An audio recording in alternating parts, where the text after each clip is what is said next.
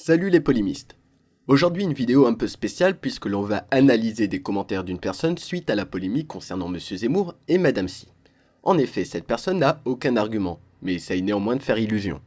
En temps normal, je ne perdrai pas mon temps, mais une amie m'a fait remarquer qu'il était difficile pour elle de contrer cette absence d'argumentaire. C'est donc le but de cette vidéo, vous donner une méthodologie simple pour y faire face. Tout d'abord, listons les faits et les éléments que nous connaissons, le tout avec des sources qui seront dans la description.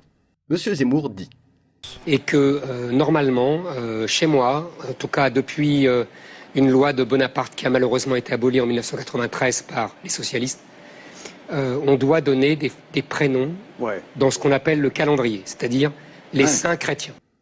Ensuite, l'article 1er de la loi numéro 2614 du 11 germinal en 11, relative aux prénoms et au changement de nom. À compter de la publication de la présente loi, les noms en usage dans les différents calendriers, et ceux des personnages connus de l'histoire ancienne, pourront seuls être reçus comme prénoms sur les registres de l'état civil destinés à constater la naissance des enfants. Et il est interdit aux officiels publics d'en admettre aucun autre dans leurs actes. Je vais maintenant lister mes arguments. L'argument numéro 1. On parle des calendriers, et pas uniquement celui chrétien. Ce qui signifie, d'après la loi Bonaparte, qu'on peut donner un autre nom que chrétien. Argument numéro 2. En 1803, le calendrier en vigueur est le calendrier révolutionnaire, avec des noms absolument pas chrétiens pour le coup, et la loi Bonaparte permet de choisir le prénom dans ce calendrier. Argument numéro 3.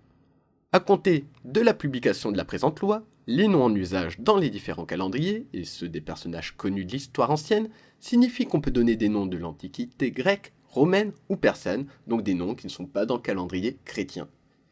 Zemmour dit et que normalement, chez moi, en tout cas depuis une loi de Bonaparte qui a malheureusement été abolie en 1993 par les socialistes, on doit donner des prénoms dans ce qu'on appelle le calendrier, c'est-à-dire les saints chrétiens. Conclusion, Zemmour ment, tord la vérité ou se trompe. Si vous faites face à un contradicteur, il est nécessaire, afin qu'il puisse prouver que vous vous trompez, qu'il réfute vos arguments. Voyons maintenant les échanges avec Alain Lynx. Son premier message. C'est pas la peine de vous victimiser. Vous l'avez insulté, il a répondu. Il a eu tort de se rabaisser à votre niveau. Il a le droit d'être pour l'assimilation. Être pour le modèle assimilation ne veut pas dire être raciste. Alors tout d'abord, la petite parenthèse, il s'agit d'une affirmation péremptoire. Qu'est-ce qui prouve que être pour le modèle assimilation ne veut pas dire être raciste? On ne sait pas, on est obligé de le croire sans parole. Aucun argument, aucune preuve, ni rien. Oui, vous en déplaise, Zemmour est un intellectuel, vous n'avez pas le niveau pour débattre avec lui. Ah oui, encore une fois, affirmation péremptoire, en quoi Madame Si n'a pas le niveau pour débattre avec lui. Et pas parce que vous êtes blague. Bravo. Donc, se victimiser après l'avoir insulté comme vous le faites est une honte. Demander qu'il ne soit plus invité est une atteinte à la démocratie. Alors, sur le plateau de Touche pas à mon poste, c'est pas vraiment ce qu'elle a dit. Elle a dit, dans le cas de polémique, il est le bienvenu, mais pour insulter les gens, je refuse qu'ils soient invités sur les plateaux. Bref, oui, il a eu tort de vous dire votre prénom est une insulte à la France. Tout comme vous avez eu tort de lui dire ce que vous dites est une insulte à la France. La victimisation, ça ne marche plus, les Français ne sont pas cons et ils ont compris le manège. Maintenant, vous êtes contre l'assimilation, c'est votre opinion et vous en avez le droit, mais Zemmour a le droit d'être pour le modèle assimilation. Être pour le modèle assimilation ne veut pas dire être raciste. Une nouvelle fois, aucun argument, aucune preuve. Juste pour vous donner une petite idée, un argument, ça se présente de la forme « être pour le modèle assimilation ne veut pas dire être raciste parce que blablabla ». Voilà, rajoutez un petit parce que au bout de vos phrases et allez un petit peu plus loin. Parce que j'ai uniquement répondu à ce passage-là, Zemmour est un intellectuel, vous n'avez pas le niveau pour débattre avec lui. Donc voici ma réponse. Monsieur Zemmour, un intellectuel? C'est grave alors, parce que Monsieur Zemmour ment et tord la vérité historique concernant la loi Bonaparte, la preuve ici. Alors le lien que j'ai partagé, en fait, c'est la vidéo que j'ai faite sur ma chaîne, où je reprends, alors je le reconnais de manière moins directe et peut-être moins claire, les 3 arguments que j'ai énoncés précédemment dans la vidéo. Donc, soit c'est l'intellectuel que vous décrivez, et dans ce cas-là, il ment sciemment, il manipule les faibles d'esprit dénués d'esprit critique, soit il se trompe. Mais dans les 2 cas, ça fait peur. Soit de voir le mépris inouï de Monsieur Zemmour, soit de voir sa méconnaissance du sujet et de voir les gens l'applaudir, ce qui montre leur absence d'esprit critique. Et là, j'ai dû toucher une corde sensible parce que boum, sa réponse. Votre lien, c'est de la merde! Bah alors, Alain, faut pas s'énerver, c'est pas bon pour le cœur. Ça m'ennuierait que vous fassiez une crise cardiaque à cause de moi. Du bullshit pour nous faire croire qu'il a menti. La vérité. Alors quand j'ai vu le mot vérité, J'ai cru un instant qu'il y aurait des sources et des arguments, mais en fait, spoiler, aucun. La vérité, c'est que cette loi sur les prénoms de 1803, elle a été assouplie dans un premier temps et quelques décennies plus tard, 1993, annulée. C'est aussi simple que ça, dire le contraire, c'est mentir. Où ai-je dit le contraire? Nulle part. Cette phrase n'a pour unique but de sous-entendre que je mens, sans avancer ne serait-ce qu'un argument, et en passant, ne contredit aucun des arguments que j'ai avancés. Zemmour parle des prénoms du calendrier. Alors soyons précis, Alain, Monsieur Zemmour parle du calendrier chrétien. Et que normalement, chez moi, en tout cas depuis une loi de Bonaparte qui a malheureusement été abolie en 1993 par les socialistes, on doit donner des prénoms dans ce qu'on appelle le calendrier, c'est-à-dire les saints chrétiens. Je te signale. Alain, calmez-vous, on n'a pas gardé les cochons ensemble. Un peu de respect de vouvoiement, merci. Je te signale que le prénom Fatima et Safia existe dans le calendrier. Et ça contredit quel argument que j'ai avancé? Aucun.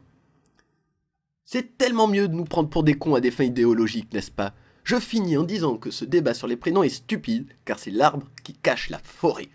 Allons, allons, Alain, je ne prends personne pour des cons et je m'en garderai bien. Simplement, quand deux personnes disent deux choses opposées, au moins l'une d'entre elles se trompe. Personnellement, j'ai avancé des arguments, des sources, des preuves. Et vous? Alors je pose la question. Qui prend l'autre pour un con à des fins idéologiques? Il a enchaîné en postant ceci. Ce qui est bien avec les personnes qui vont répéter bêtement ce qu'ils ont entendu ailleurs, alors dommage, il s'agit d'un travail de recherche, mais à défaut d'avoir un argument, attaquer la personne est classique. Mais bon, ça ne grandit jamais la personne qui utilise l'attaque ad hominem. Une simple vérification prouve vos conneries. Ah mais ça c'est super, il a vérifié, du coup il y aura des arguments, des preuves, des sources, c'est génial. Ah, spoiler, non. La loi de 1803 parle de plusieurs calendriers. Sauf que, à l'époque, en France, il y a 2 calendriers. Où ai-je dit le contraire? Nulle part. Il aurait été intéressant d'apporter une source à votre affirmation. Cela dit, le calendrier en vigueur est le calendrier révolutionnaire, dans lequel la loi Bonaparte permet de choisir des prénoms absolument pas chrétiens. Au passage, Sadi Carnot, son nom complet est Marie-Françoise Sadi Carnot. Et ça contredit aucun de mes arguments. Quels que soient les autres prénoms ou bien sa position, le premier prénom, deuxième prénom, troisième, peu importe. Ce n'est pas parce qu'il a des prénoms crétins avant qu'il a pu s'appeler Sadi, mais parce que ça respecte la loi de l'époque, à savoir ce passage, les noms des personnages connus de l'histoire ancienne. En effet, Sadi fait référence à un poète iranien. 1805, Bonaparte, devenu empereur, supprime le calendrier révolutionnaire et garde le calendrier grégorien. Oui, c'est vrai. Et après, ça contredit quel argument? Aucun? Ah, d'accord. La loi, au fur et à mesure des siècles, a été assouplie jusqu'à être annulée en 1993. Oui, c'est vrai. Et quel argument cela contredit? Ah, même pas pour la dernière phrase, je suis triste. Le fait qu'elle ait été modifiée ne change rien, puisque je le rappelle, Zemmour a dit... Et que normalement, chez moi, en tout cas depuis une loi de Bonaparte qui a malheureusement été abolie en 1993 par les socialistes. Autrement dit, ce qu'il dit est vrai depuis cette loi, ce qui est un mensonge ou une erreur. De plus, les modifications successives vont apporter encore plus de liberté dans les choix. Nous venons donc de voir qu'Alain n'a réfuté aucun de mes arguments. Face à une telle personne, ce qu'il faut faire est très simple, lui poser frontalement la question. Hé, Alain, pouvez-vous prouver que mon argument numéro 1 est faux? Alain, pouvez-vous prouver que mon argument numéro 2 est faux? Pouvez-vous prouver que mon argument numéro 3 est faux? Bref, en une toute petite phrase, Alain Lynx, pouvez-vous réfuter mes arguments?